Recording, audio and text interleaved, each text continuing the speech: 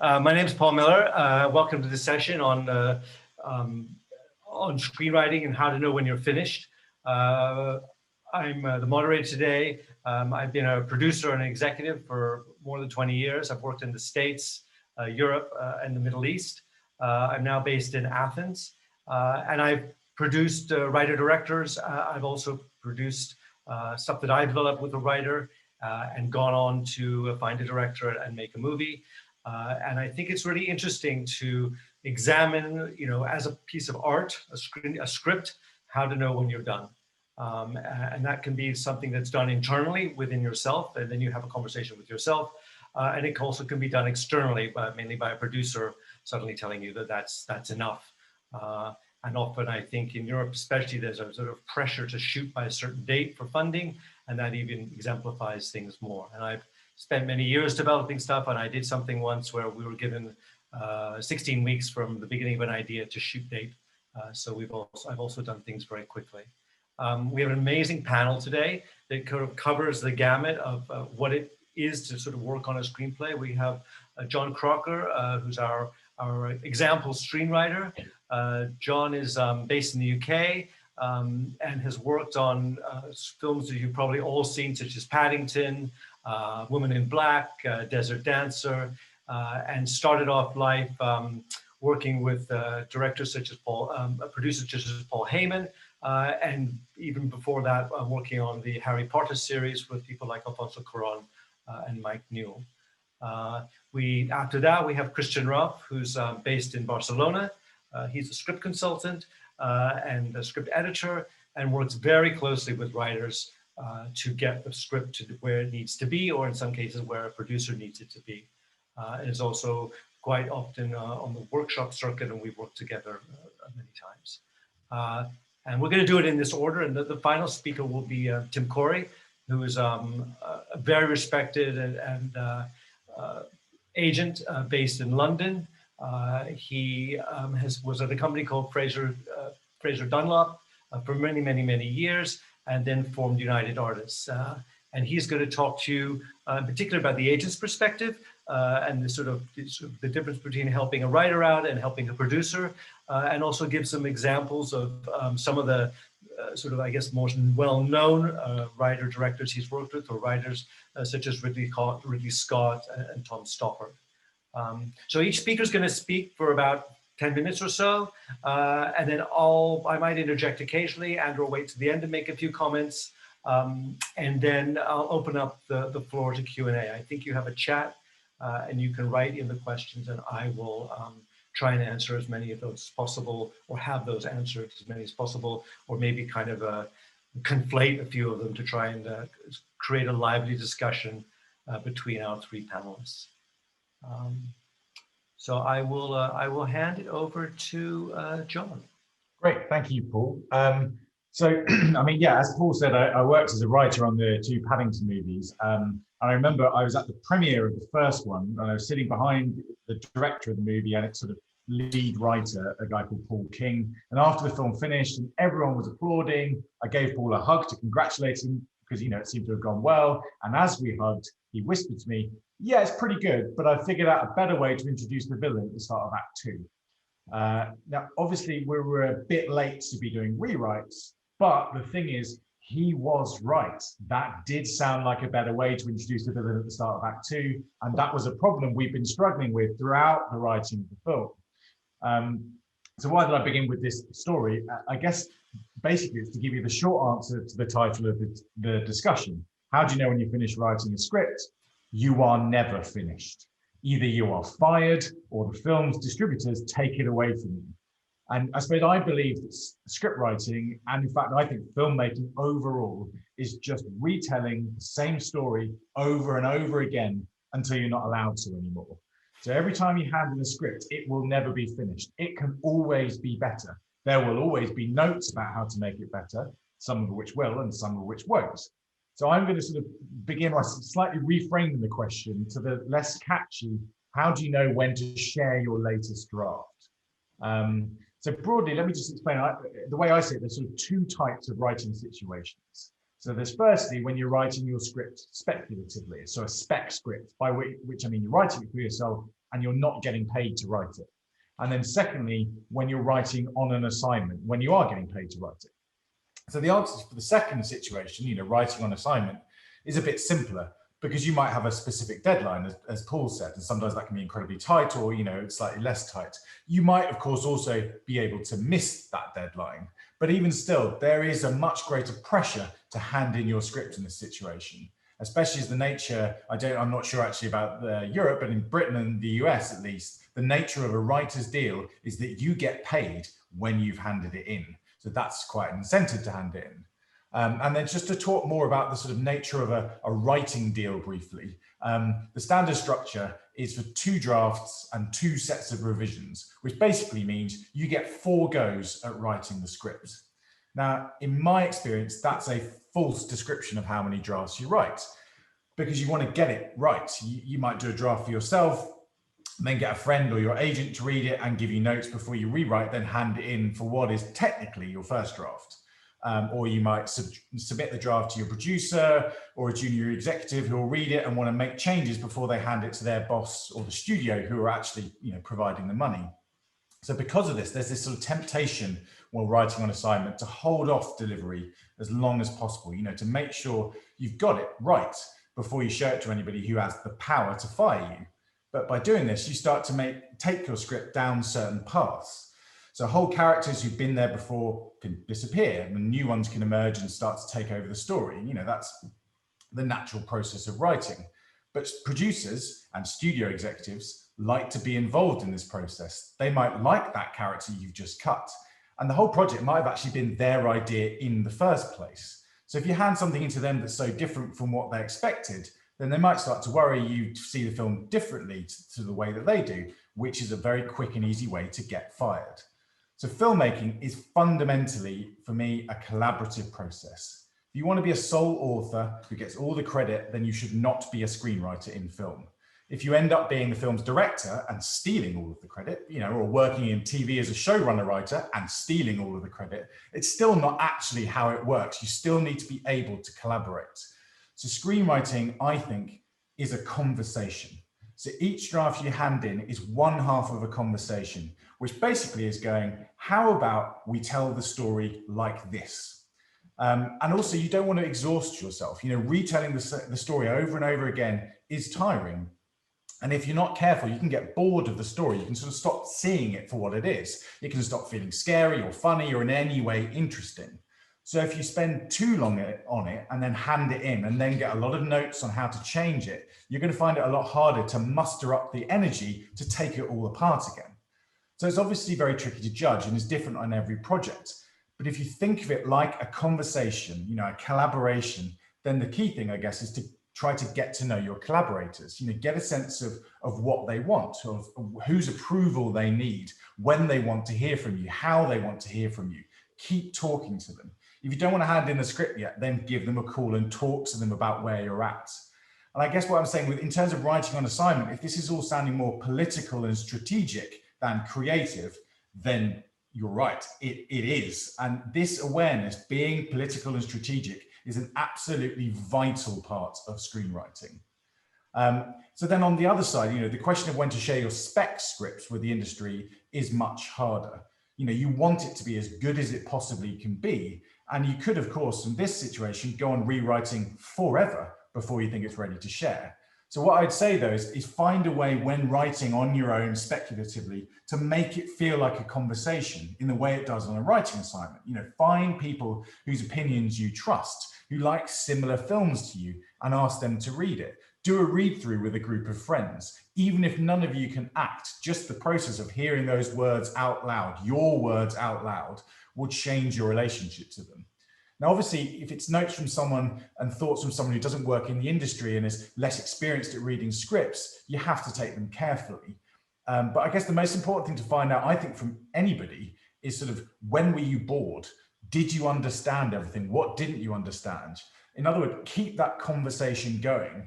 And also listen to what you say in it, how you answer those questions, how you justify a character's actions, or how you explain what they're doing, or put words into their mouths in that conversation is sometimes often better than how it is in the script.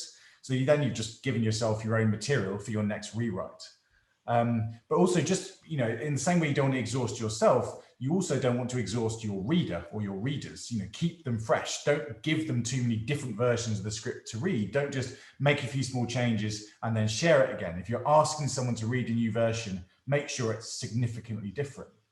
And I guess the trick is also, I think, when writing speculatively, is you have to be really, really honest with yourself. You know, really, truly, deeply honest. You know, when you get to the point when you're just rearranging things for the sake of it without really changing anything, then you know you need to share it with somebody. That might not yet be with the industry, but just getting any fresh pair of eyes to read it. But also you have to be honest in the sense of saying, when will I feel least embarrassed about this script being passed around the industry as a way of showing who I am? Now, if you feel like there will be absolutely no embarrassment because you've written the perfect script, then I would suggest you are lying. You are lying to yourself and you're not being honest. This might be because I'm English, but I think there needs always to be a level of shame and nerves when sharing something with the industry. But I guess I think the script needs to be at a point where it's good enough to show what it is, whatever the idea behind it was. You know, if you wanted to explore a theme or a character or express an idea or make a particular kind of film, that needs to sing from the page loud and clear. Because that's the thing that people want to see. You know, when someone agrees that they want to make it, they're still going to want to make changes to the script. You're still going to have to keep rewriting and rewriting and retelling that story. So the speculative script, the script for yourself, has to be totally clear in showing what it could be. And that is the point, I guess, when it's sort of ready to go to the industry. And also, ultimately, you know, you have to share it sometime. Your spec script will probably not sell or probably won't get made. That is the reality of it.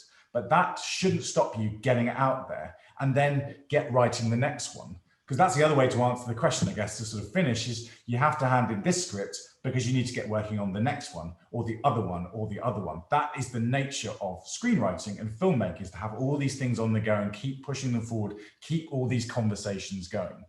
So basically, just to finish, I think this is an impossible question to answer because writing is endless. It has no finish. You share your script when you need to find a way to keep the conversation going and to keep the whole thing interesting. Thank you very much. Thanks, Jon. That was great. And I think it's a big takeaway from this about the collaborative nature of the art of cinema, or even the business of cinema. And that you know, it starts with the writer or starts with an idea and is expressed by the writer.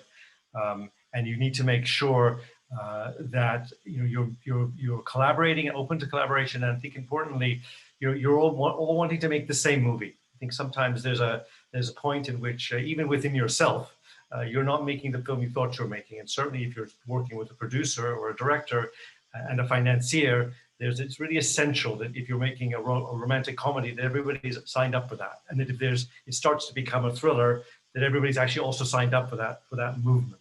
I think sometimes things can go in one direction, and sometimes it's the role of a producer, in fact, to sit back and go, hey guys, we were gonna make a rom-com and it's not funny anymore. So with that, I want to turn to Christian. And as many of you who are writers know, and actually I also use them as a producer, you need a third pair of eyes to look at something and who really understands the craft of screenwriting, and especially that works for a writer on his or her own, but also I use them as a producer because although I may have a sense of what's not working, I don't actually know how to make it better by adjusting the nuts and bolts.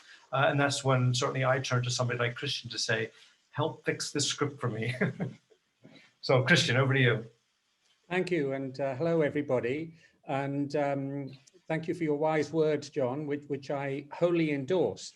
But I would like to point out that what you're saying about the need for a screenwriter to be political and strategic is absolutely correct, but it does create a kind of schizophrenia in the screenwriter, because by nature, if you are an artistic, creative person and you are alone with your computer trying to create this story, it's actually a really difficult double act for you to also be strategic and political and go out there and sell yourself and negotiate all these collaborations. And for me, this is the paradox of being a screenwriter and the difficulty of being the artist and having to function in the business. but we have to deal with it. That's the deal. And as Paul said, I'm a story analyst, so I'm one of these annoying people who just sends endless notes to writers asking them impossible questions to try and improve the project. I try and see myself as the first audience for the film, responding to it and picking up on those points that Jon said. And I'd just like to highlight one or two of the issues that I often see in the scripts I'm looking at that come up again and again, and do relate to when is the script finished.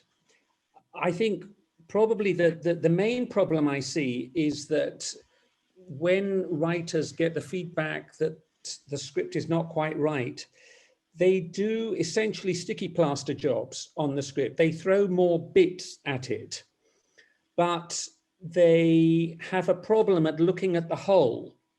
And so they take little scenes, little sequences and change it a bit, but they're so stuck inside the project that they can't see the wood for the trees. And I do try with screenwriters to see if it's possible to stand back and look at the whole to see whether that story is working. And often it's a question of less is more. Often it's a question of trying to find the essence of what that creative vision has been, rather than just tinkering with little bits that actually don't make a big change and solve the issues that people have been struggling with. You talked about deadlines, and I think deadlines are both good and bad for screenwriter. They're good because it means you have to try and finish something on time. But the reality particularly in Europe and many other countries now, is that many of the screenwriters I work with are applying for their national state subsidies first before they go out to broadcasters, financiers, banks, etc. And there is an issue with people. Firstly, pressure from producers you have to finish the script in time for this deadline, when there might not be sufficient time to do it properly. But secondly, that the criteria of many state subsidies are still different from what the market criteria are, what audiences actually want to see. And that leads screenwriters to try and second guess what the state subsidies want, and leads to some rather, I would say, scripts that are not honest.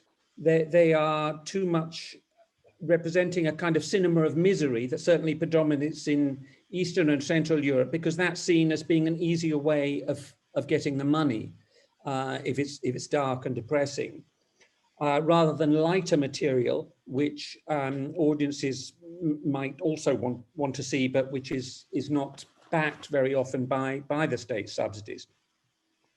And so that's one problem. Another problem I see is that screenwriters, and particularly new screenwriters, spend too much time falling in love with their protagonist and not giving enough time to the antagonist. They don't, I mean, it's interesting what you said about the Paddington premiere, that often I see antagonists as two-dimensional villains. They're just bad guys or bad people or bad bears or whatever. And it's vital for the protagonist to be seen as being strong, that the antagonist is interesting enough and strong enough and powerful enough to combat the protagonist in the conflicts that develop through the story. And another problem that I see again and again is that screenwriters sometimes have difficulty in reflecting the different voices of the characters in their screenplays so that everybody sounds the same. Everybody seems to speak in the same way, be they a 15-year-old teenager or an 80-year-old man, because you're listening, the screenwriter is writing what they have in their head, but they haven't made that leap to understand the voice and dialogue of the different characters in their story. So it all becomes rather dull and the same. Another element I see repeatedly is that the pace is too slow because writers have a tendency to start the scenes too early and end them too late. Basically, they're overwritten. And often I'm compacting stuff in my script meetings and say, well, you can cut that beginning bit and you can cut that end bit, and we still have the same information from the scene that is the essence of what we need from that scene. So a lot of that is about less is more again, and trying to find the essence.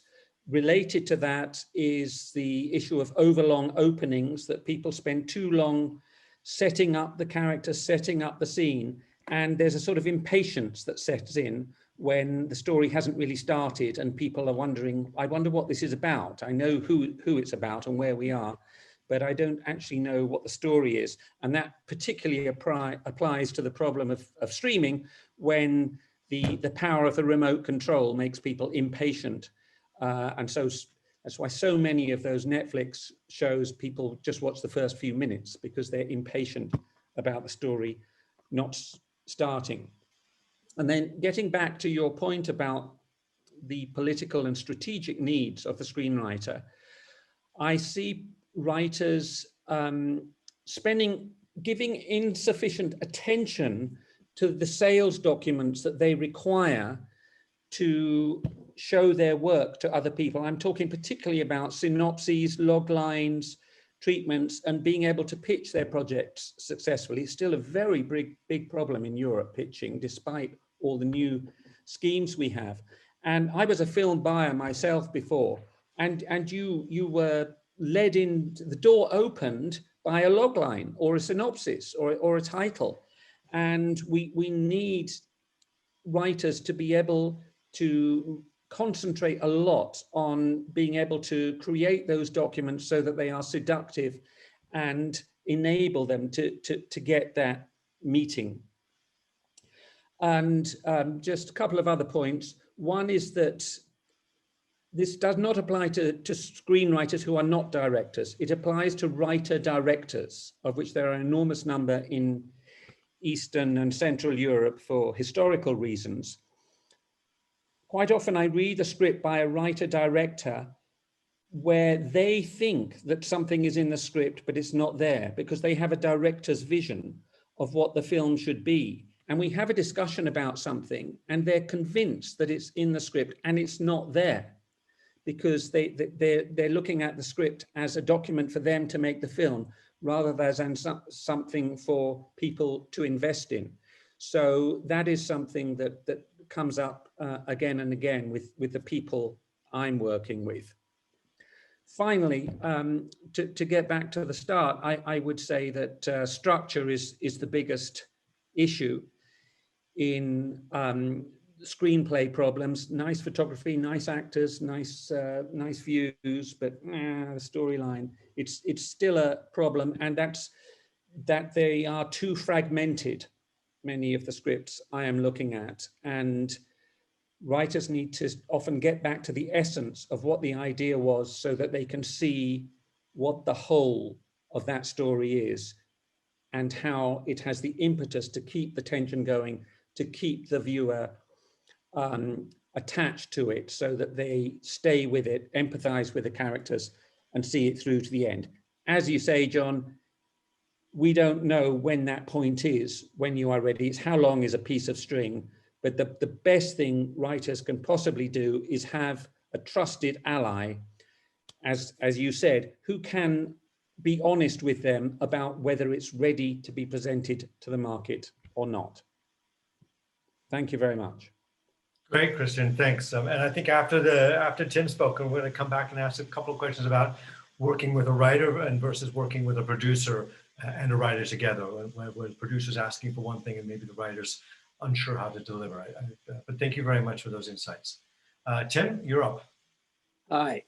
So obviously coming third and not knowing what anybody else was going to say, they've stolen all the best lines and all the best obvious things. So I'm going to treat it as a professional. In other words, I'm assuming that you're writing film in order for it to be made. You're not writing in your little studio. I'm looking at it from the agent's point of view. And my sense is the first question I must ask is, why are you writing the film? Is film the right expression for what you want to write? And if you're writing for yourself, you're probably you should probably be writing a novel or a short story rather than a film. It's, as everybody has said, it's a collaborative medium. I want to give a statistic that I read about 10 years ago. It probably pertains today, that in America, in the film industry in America, the average performed writer, that is a writer who's somehow got his film onto a screen somewhere, writes 39 projects during the course of his career, of which 2.3 are made. So it's a tough old game out there, and you have to remember that. So what matters most? Is it the subject you're writing about? Is it the characters? Is it the plot? And heaven forfend, is it the style? Know what matters to you, know what you are prepared to lose, and absolutely know what you're going to fight for. It's interesting, this thing of collaborators, because the better the collaborator, the better the project will be, whether that collaborator is the director, is the producer, is the studio, is your agent, but try to stay away from your partners, because they tend to be much too flattering, and you know, there's a parti pris taken already, so stay away from them. They're probably not going to be brutal enough. Film is expensive, so it has to appeal. There's no point in writing just because you've got something that you really want to say to yourself. You want to say it to a lot of people. As I say, otherwise, you know, choose a different form. And think what happens to a film when it's written. First of all, you deliver it. We've gone through all the drafts. We've had this question about when do I know when I've finished. But after you've written it and delivered it, somebody's going to cast it. They're going to, you hope, film it. Then they're going to edit it. Then they're going to market it. And then they're going to exhibit it. And in each of those processes will involve change, some catastrophic and some enormously helpful. So don't think of the people that are coming along afterwards as the enemy. They're the people who are going to turn your little dream into a much bigger dream, and we hope still the same one. Studios aren't the enemy, but of course they can be, and we have one or two examples of people out there who've abused their power. But think in terms of a company like Pixar, which to my mind hardly ever makes a mistake. And I just want you to think of a writer going in to see Jeff Katzenberg and saying, I want to write a film. It's set in a restaurant, and the main character's a rat. Just imagine if you're the executive and you're getting this pitch. I think, you know, it turned out to be Ratatouille was one of the great films ever made. But, you know, somebody had to believe in that when the writers went in and first talked about it. It's really important to know what the things are that matter. I mean, I worked with Mark Herman on a film called The Boy in the Striped Pajamas. It was a very famous book.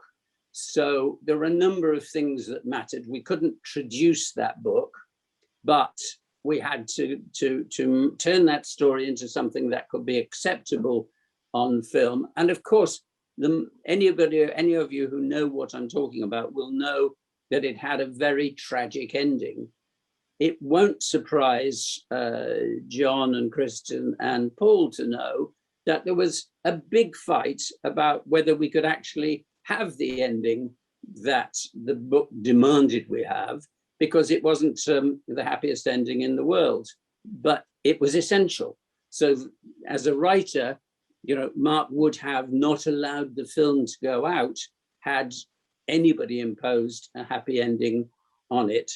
Now, I'm saying Mark would not allow, of course, he wouldn't have had the power. You have to hope that the people that you're working with and for see the vision that you've got and buy into it. And you hope that your agents and your producers and everybody else will back you up in that fight. But it's always a difficult thing to get your realization onto the screen, and you have to learn to compromise. It's interesting, you know, how do I know when I've finished?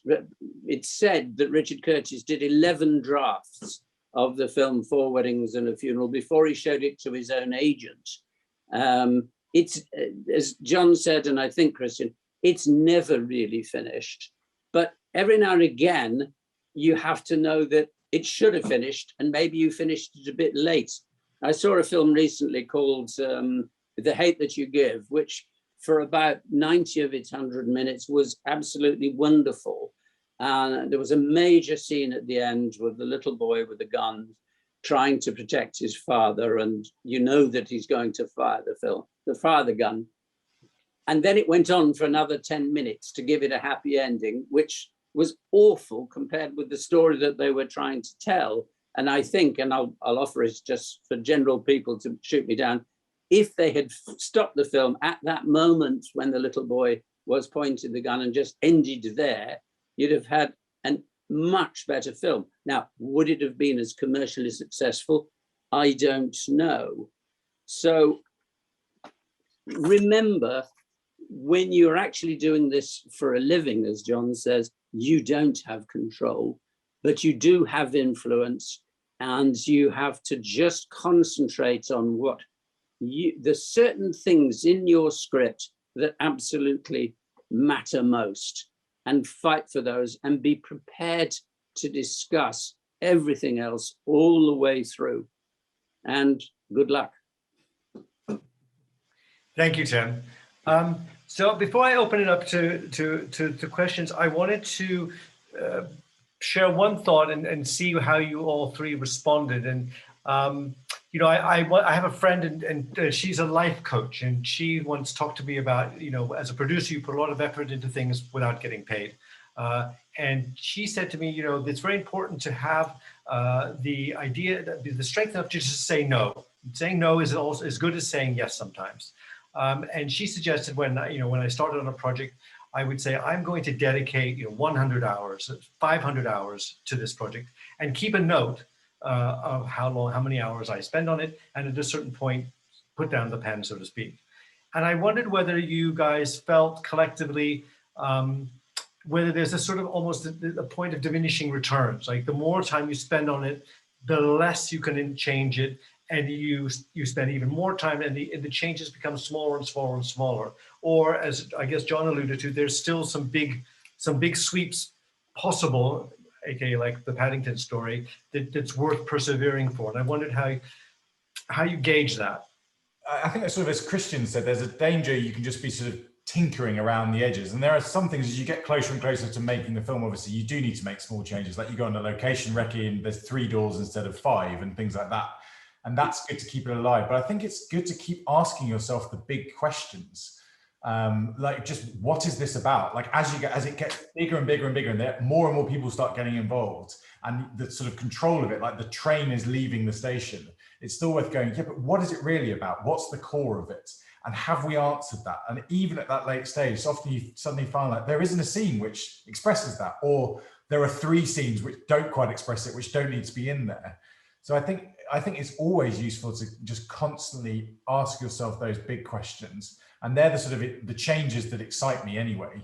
And also at that point as well, I'd say a big part of writing at that stage is you're just trying things out, and you may be writing something that will never appear in the finished film, but it's a good exercise to write it. Just write that scene, see it, and you might just write it and go, do you know what, that was absolutely awful. This is not the right answer, but by doing it is how you know it.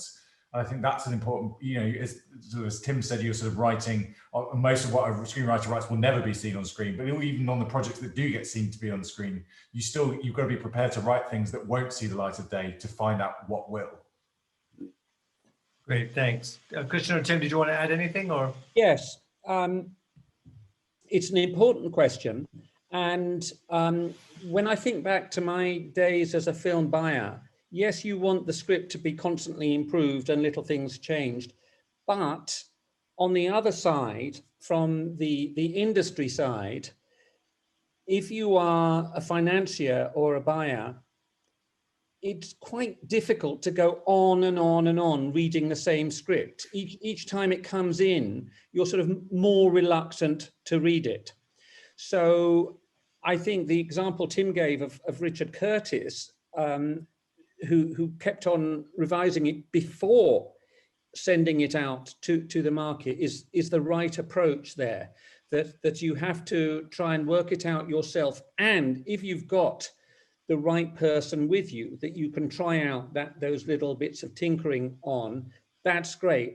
And for me, I would say the biggest change I've seen in the industry since I started in the 1980s is the way that creative producers have become much more closely involved in the process of screenwriting, because independent filmmakers need a producer to have all those skills at setting up the film, but also the ability to talk honestly and straightforwardly with the screenwriters about all those little changes and help to make the decisions about when it is ready to present to the market, but not constantly send it every 2 weeks with just one scene change, because decision makers go on a sort of sliding panel of interest in actually having to look at the same script again and again.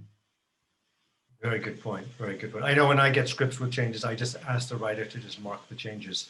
And I have to admit, I sometimes just read the changes. I never do that. No, of course you don't. Of course you don't. Tim, did you want to add anything before we open it up for questions? That's absolutely the point. As I said earlier, get the right collaborator, the best collaborator you have, and then once you've got him or her, trust them, trust the other voice. You can't do it. You really, very few people can do it on their own in their garret. Agreed. It is the ultimate collaborative art form. So we have some questions. I'm not going to try and pronounce everybody's last names because some of them look very complicated, but we have one from Kasia, and she's asking Jon a little bit about what is your personal reason for writing, and a sort of part of that is like, how would you advise somebody to overcome any anxiety about sharing their script once they're done? I presume this is a script. Yes, she's talking about a self-generated script. I suppose the personal reason for writing any script, I mean, a lot of the stuff I do is writing on assignment. So I'm brought an idea by a producer or a studio, or there's a book or it's something like that. But even for that or my own original idea, it's like, can I somehow see myself in it? And can I want to lose myself in this world? And if I can somehow, then I'll want to write it. If I can't, if it's just sort of something I can watch from the outside, then I sort of know I'm not the right person to do it.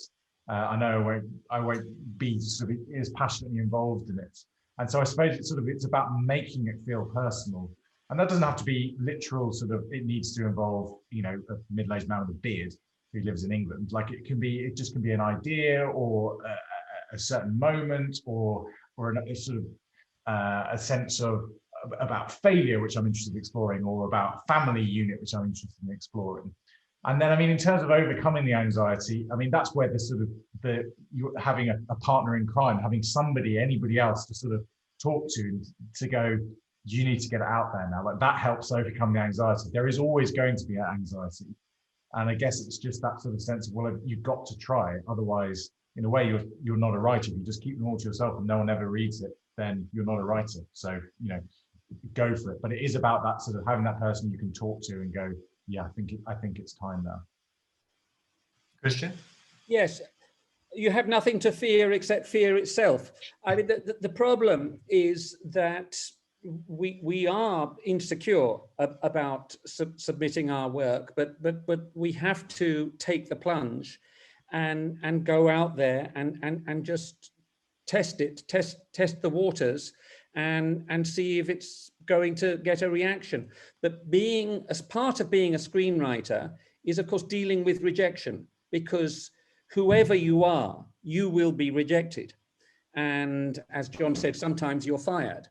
And so again, it is this rather sort of schizophrenic paradox of being the sensitive creative artist, but also needing this sort of iron armor on top of you to deal with the cruel realities of an industry where most of your stuff is going to be rejected. And you just have to make yourself strong enough to understand that that is the deal in a very, very competitive industry where there are thousands of scripts in circulation, and just carry on until you find the people that are going to collaborate with you and share your vision. The other thing I'll just quickly add to that is also that a bit like sort of serial killers and slasher movies, ideas never actually die. Like, they can come back. Either that's because something in a script that doesn't work, you can then, if it's yours, you could then reuse in something else or another idea. But also, I've had projects that have been dormant for 7 years, and then suddenly someone's interested in it again, and they come back to life.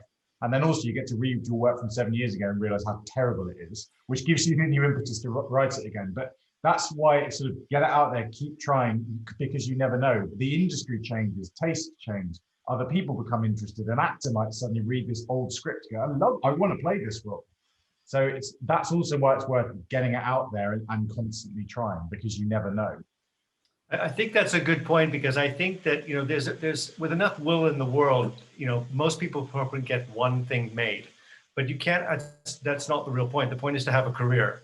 And then you have to have lots of ideas and maybe lots of scripts, and be open to lots of different things, because it may not be, your idea may be great, but it may not be the right time, either sort of culturally or financially. And so it's worth, and maybe this can sort of speak to this, is that especially in the spec script market, you know, don't put all your energy into just one thing for years and years and years and years. Because I sometimes, a script writers company, they've worked on something for 7 years, and I'm like, well, wow, maybe you should do something else for a while and come back to this and come back to this one, because as I get to my point about diminishing returns, there may be a reason, it may not be your fault, why this movie's not getting made.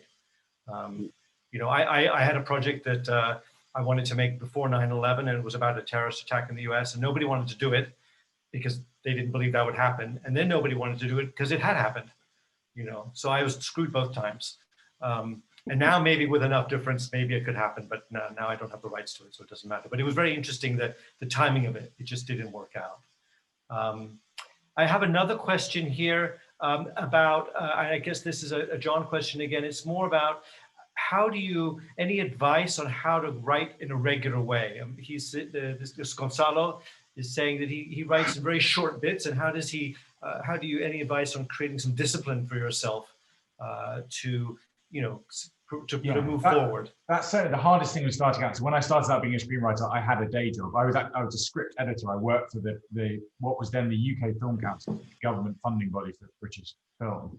And it was then finding the time to write when you're tired, that's the hardest thing. And I suppose at the start, you just have to force yourself to carve out any small time as much as possible, and just to keep going. And also, I would say, like, even if it feels like you're getting nowhere in that short space of time, you are, in a way. Like, even if you're butting your head against the wall and trying, when you just write 3 words, you're still moving, and you've just got to keep going. And then when it becomes your day job, if you get lucky for that, then it's just about finding your own rhythms and instilling your discipline. But it does also help, obviously, you get paid when you hand things in, so that gives you still the discipline. But yeah, that's the hardest hurdle to overcome, I would say. There's a quote from Samuel Beckett that I can't remember it exactly, but it's something like, try again, fail better.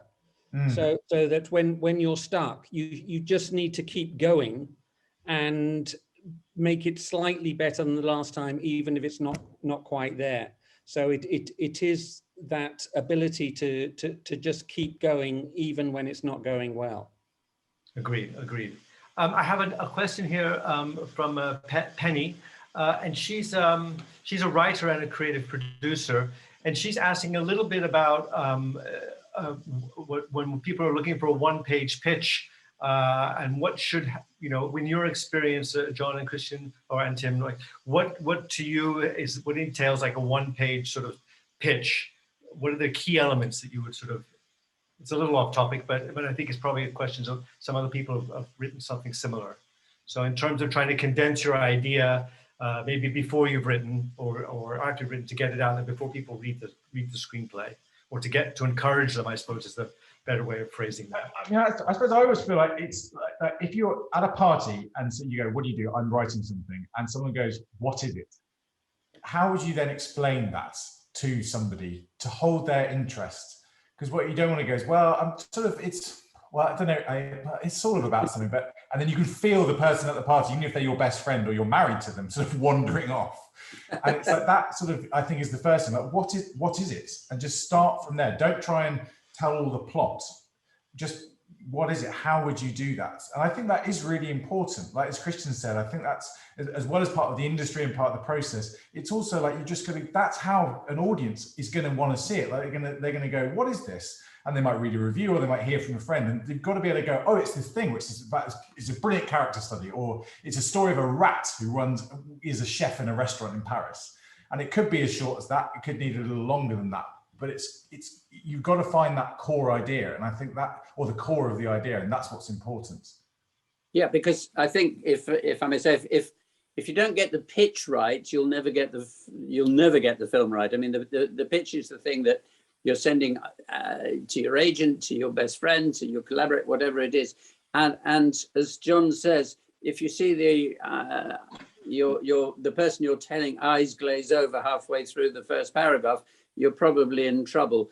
My sense is, having read hundreds of pitches, obviously, is they should never be too long. This is something that you need to be able to certainly tell in a page, if not a paragraph. And a 3-page pitch is far too long.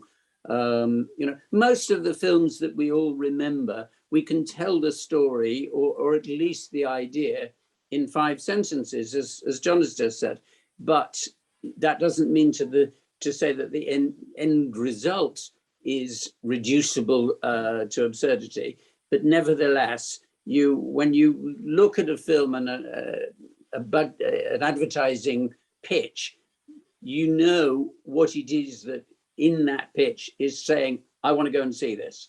And I think the same thing when you're sending your pitch to whoever, know what it is that's going to get people on board. Yes, well, the cliche is the elevator pitch, isn't it? Where you're stuck inside with Martin Scorsese or Steven Spielberg, and you've got until the ground floor to tell them what. Used to be Harvey Weinstein, but that had to change. And the other cliche is the 25 words or less that was an American favorite in the past. For me, it's actually a really important discipline to ask a screenwriter to encapsulate the essence of their story in 1 or 2 sentences in a log line. And it's not just for the sales purpose to interest possible decision makers, but it's actually to make them focus on what the theme of the story is. And in group seminars, I've given people a script and said, now write a 1 or 2 sentence log line. And it's astonishing how different they all were in terms of people having a different perception of what was important in the script. So it's the discipline of the screenwriter to identify this is what this story is really about. And also, if it's going to be the 1-page pitch, for me, the underlying theme of what it is they're actually trying to say in the script is also important. That it's not just a piece of entertainment, although that is perfectly valid, but they're actually addressing some issue that the film relates to. And I think that's a valid element to put into a 1-page pitch. Thanks, guys. Yeah, I mean, as I always, as a former molecular biologist, I always say the pitch is the DNA of your idea. And if you can't get the DNA right, then your end result will be a mess. I wanted to just sort of circle back to the sort of the topic of the finished script. And I ask you all sort of, when you're writing for yourself, you're writing for a director and for a producer, do you also consider down the line the audience? So an example you gave, Jon, it wasn't until you saw Paddington in front of a live audience that the lead writer said, "I've just solved the problem." And I say this because I once did a movie and I had we were working on a voiceover, and the director and I and the writer were trying to get this voiceover just so. And the executive got kind of fed up with it. He said, "Oh, you're being all too elliptical, too vague." He said, "Most people will only see your film once, so make it clear." And I actually at the time thought he was an idiot, but years later, I realized he was right.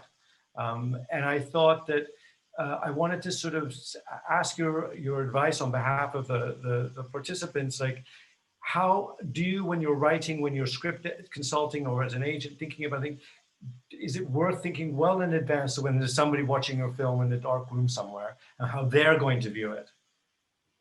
Absolutely. I mean, that's the end result, isn't it? And well, I mean, let me just give you an example. I worked with Ridley Scott on Blade Runner, and I went with him around America with showing the film in various cuts. And for Ridley, every time somebody was carried out of the cinema fainting, that was a victory. For the studio, it wasn't quite seen in the same way. So everybody will know the various stories of the final cut of Blade Runner, and there were certain things that absolutely had to stay, and other things that were eventually eliminated by the studio, and probably rightly. You can look back at it and say, "Oh, it would be much better if the eyeballs had popped out or they hadn't popped out," but there are compromises to be made, and there are other things to be fought for, and you just have to know the fights you need to fight. Agreed. Yes, in my work, sometimes screenwriters don't want to be told what about the audience, because they want free rein to their creative vision.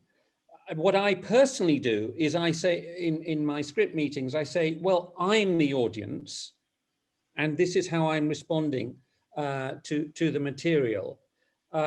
So I bring it around that way, that saying, I don't understand what is happening here. I don't see the point of what is going on. So you have to get a balance between giving the screenwriter free rein to express whatever vision is coming out of them. And I guess it's the producer's role to connect them more to the realities of the marketplace. But as Tim was saying originally, if you're not going to think of other people, but only yourself, then be a poet or a novelist or a painter, because a film doesn't exist unless it has an audience. So it's part of the discussion, but not something that should oppress the screenwriter during the early stages. All I would add to that, I completely agree with both of what's been said. It's just the sort of, there's a difference between clarity and ambiguity. Like, being ambiguous about something is one thing, being clear so you actually know what's going on. All the greatest films are clear about what's going on. They're just ambiguous about certain responses to it. And it's just the way I think about an audience is you're writing words, and most of these words are not, they have to be translated onto screen. So imagine watching it as an audience member, because there's that sort of thing, you in a script, a man walks down the street thinking of his dead wife. Well, he doesn't on the screen, he's just walking down the street. How do you show he's going to be thinking of his dead wife? Think of what the audience are seeing in that moment, because you can say what you like on the page, but it's got to be somehow turned into it. And I think that's a good way of thinking cinematically when writing. Mm. Agreed. We had one question right at the opening, and it was about the sort of the use of the use now, and probably more so of algorithms in filmmaking. And in particular, I guess he's referring to the use of algorithms in trying to get scripts right. I mean, you see now the ads for sort of programs that can try and bring in the antagonist at the right moment and all that. And I guess maybe just sentence was asked. It's sort of interesting to just ponder that, and whether that's any different from the writer's perspective to a studio executive saying this, that, or the other. John, you answer that. I mean, I feel writers from the very beginning of cinema have been bombarded by some sort of argument or statistic to prove why the point is right or wrong. But it's same time, it's still a note. Investigate the note. Investigate why they think that. And also, the person giving the algorithmic answer is very rarely the person who actually understands what the algorithm is. Like when working on Netflix film, you've got a creative executive who then has talked to somebody back at the Netflix office, but they've got no idea. So but you just go, well, but what? Why is it saying that? Or it's just like they take their audience data and they go, well, the audience when they watch this movie, really people turned off after this moment. Like that's where the sort of new data comes in. But you just go take it as an interesting point. You go, well, why are they turning off? Is that true? In our case, make it useful. Yeah, everything in the end, really everything in the end. They are just everyone is trying to make it better.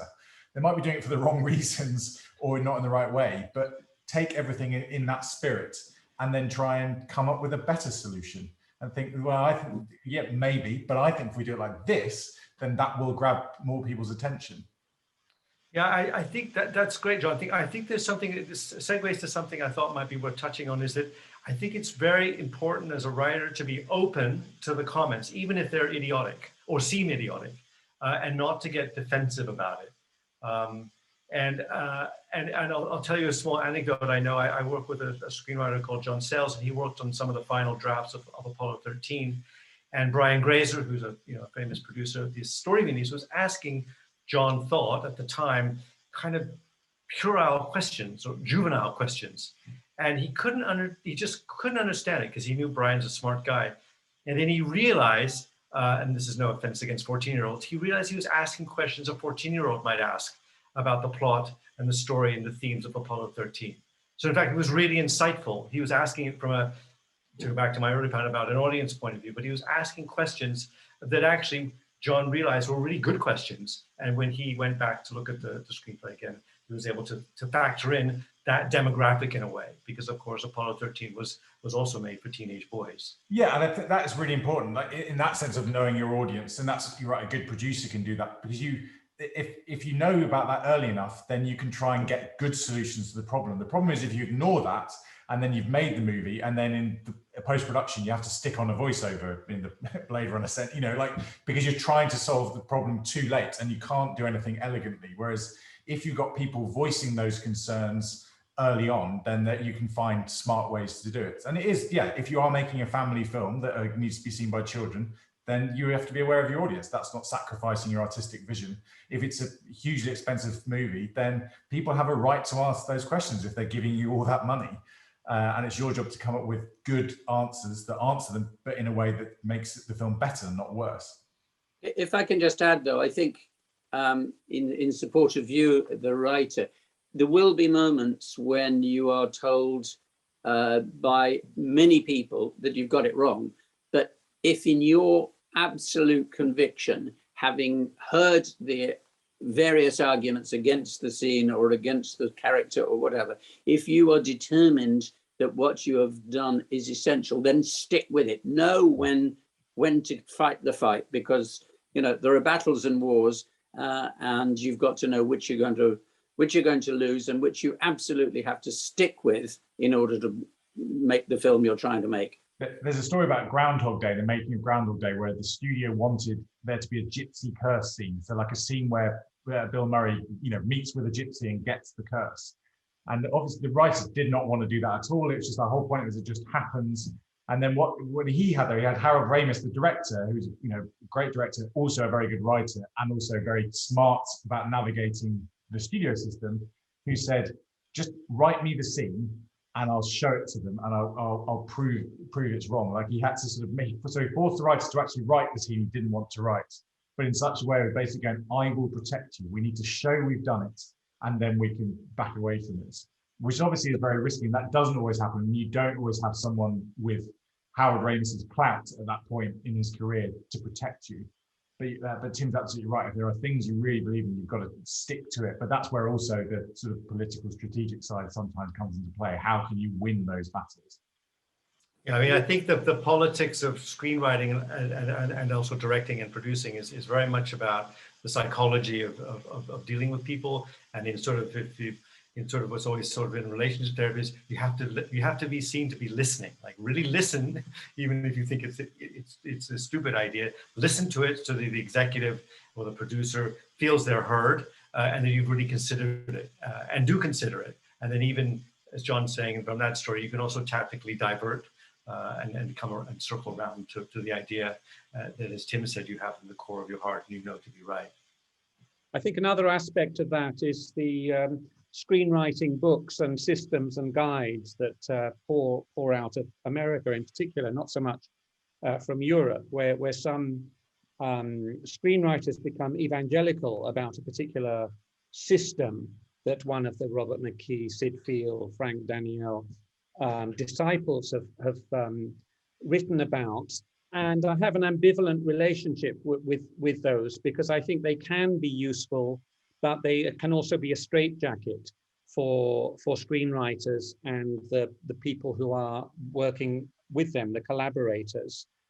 So sometimes they can be helpful in guiding you to think about issues that maybe have not been addressed in the script. But I think if you're too fixated on a particular book or system or podcast you've listened to, it can make you inflexible in terms of the screenwriting. So you need the story first. You can't read a book and then write the script from that. You have to have your basic idea, and then maybe one of those guides might be useful to you or not.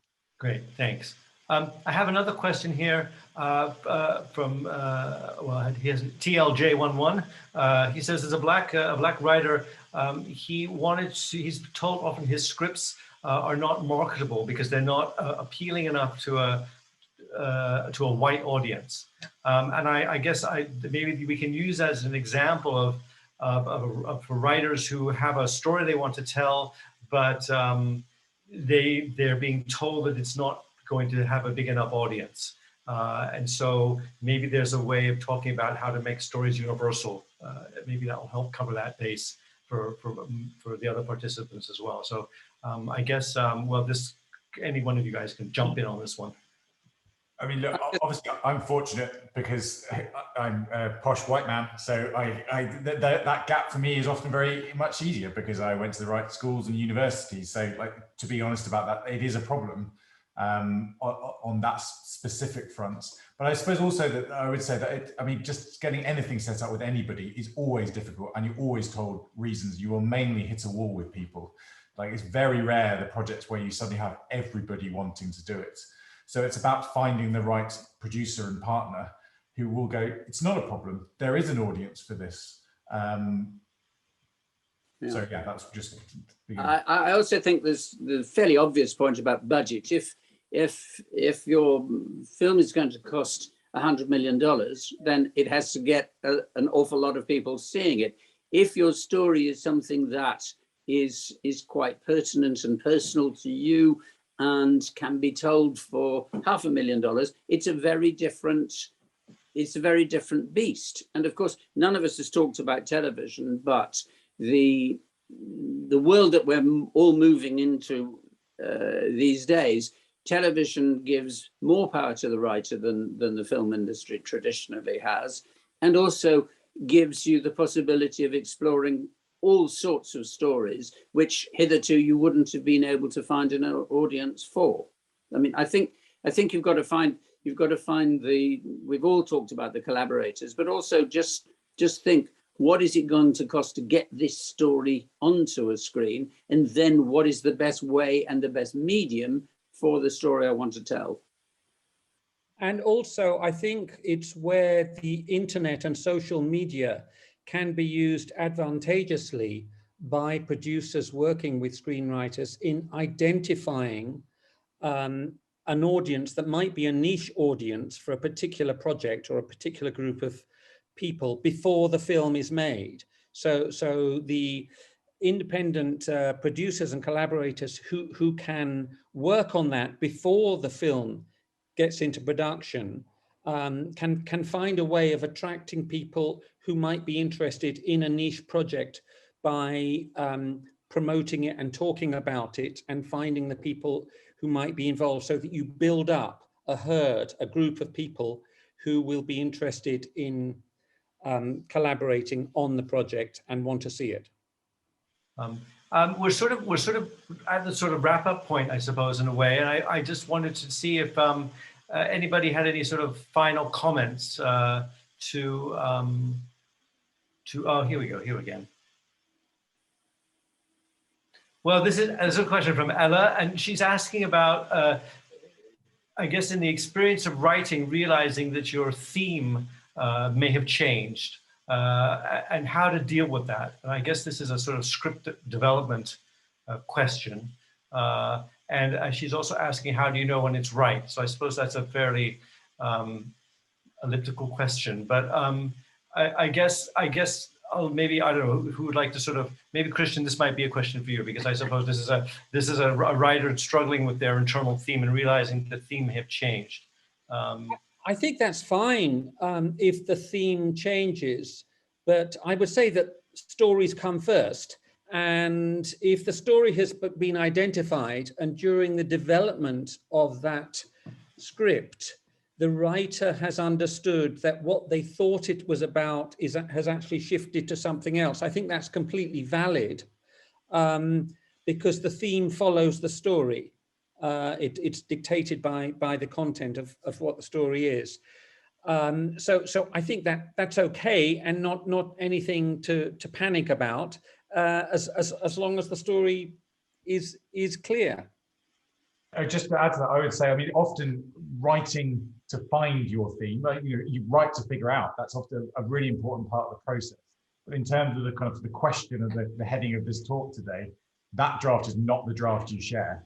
The draft when you explore and find it out is really important. It's one of the most important drafts you will write, but it's not for anybody else, because you go, now I know what it is. And now it's like that. There's some novelists who said, I write the first draft and then finally I know what I should write. And then you binge the first draft and then you start writing. And that's the thing. And so once you know what it is, then going back. And in terms of whether it's right, I mean, if it feels right to you, if it feels like it's the most interesting, then keep going with that and try that. Agreed. I mean, there's writing as therapy, and there's writing as, as a business, and you can do the first thing in order to get to the second. But you can't do it the other way around. That won't work. All right. Well, I guess that kind of wraps it up. I think from the moderators, we're sort of coming up to an hour and a quarter. And if I don't know if anybody has any final parting words. But if not, I'll just say thank you to everybody on the panel. It's been great. I think it's all been encouraging in the sense that you keep working your craft. And as Jon said, you work your craft until you can't work it anymore. And I think the other key thing we've learned or heard about is about collaboration and being open to collaboration at every stage, and to listen well. So I think these are some great take-home messages for writers and producers. So again, thank you very much. I'm getting lots of thank yous on the Q&A feed. So well done, everybody. And can we thank you, moderator? You moderated this very nicely. Yes. You're welcome. Okay. All right, guys. Bye. See you again soon. Okay. Bye, everybody. Bye, Fess. Bye.